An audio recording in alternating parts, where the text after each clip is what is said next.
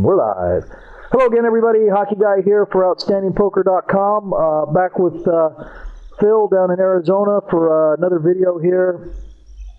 Just kind of chatting about Phil's play and how things are going. And you can see he's got a couple of $25 no-limit tables open here again.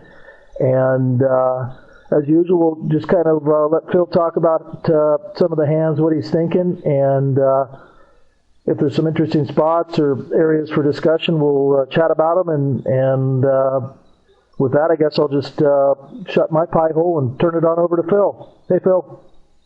Hey, Rob. Yeah, just like you said, I'm on a couple of $25 tables here at Absolute. Not much excitement, nothing to speak of yet. We've had a couple of different opportunities here. I've been on maybe about 15 minutes or so now. And we're just kind of we're waiting for some good hands to show up. We don't have any hold'em manager with us tonight here. If anybody watching this can see here, all these boxes are blank. For some reason, we're having a software issue. I'm inclined to think it's on hold'em manager's end, not mine, just because my other computer has the same problem. So I'm figuring we're just going to this session's going to be all about what we can pick up as far as tells and what kind of notes we can take, even if they're just mental notes. And I want to see how this turns out.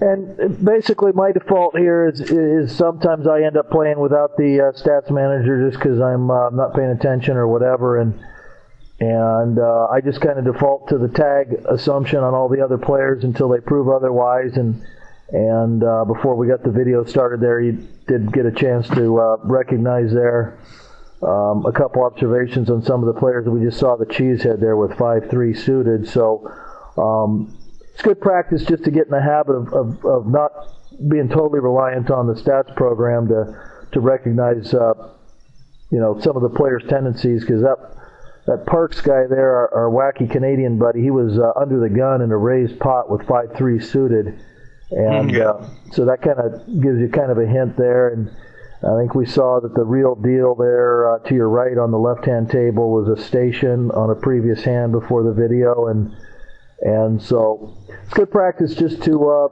get in the habit of making mental notes if you ever play live or whatever. And I guess I'll turn it back over to Phil and kind of shut my pie hole here for a minute. Okay. Well, nothing to really talk about yet. Here's King 3 offsuit. Under the gun, we're dumping that 10-7 over here on the right table in the cutoff position. I'm not even going to be thinking about play. These are no-brainers. You just get rid of this stuff.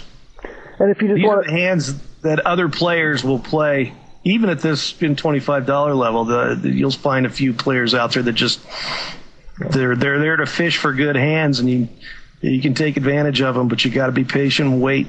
Just wait for the right hands to come along. Don't think those yahoos don't show up at the $100 and $200 levels too, and I'm sure Attic can discuss the higher games than that.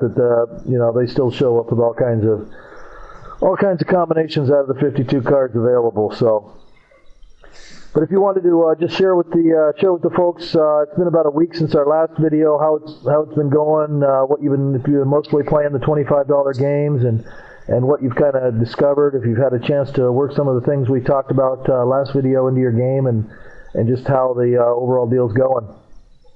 It's been pretty good overall. It's it's been a little bit up and then a little bit down, a little bit hovering right around what I had as far as my bankroll last week. Most importantly, though, what I've seen over this past week has been I'm learning more and more the value of 3-betting, and you don't necessarily have to have the kind of hand you would expect to do it as much as the right situation. And a lot of times from attempted blind steals and that kind of thing, when I'm in the small or the big blind.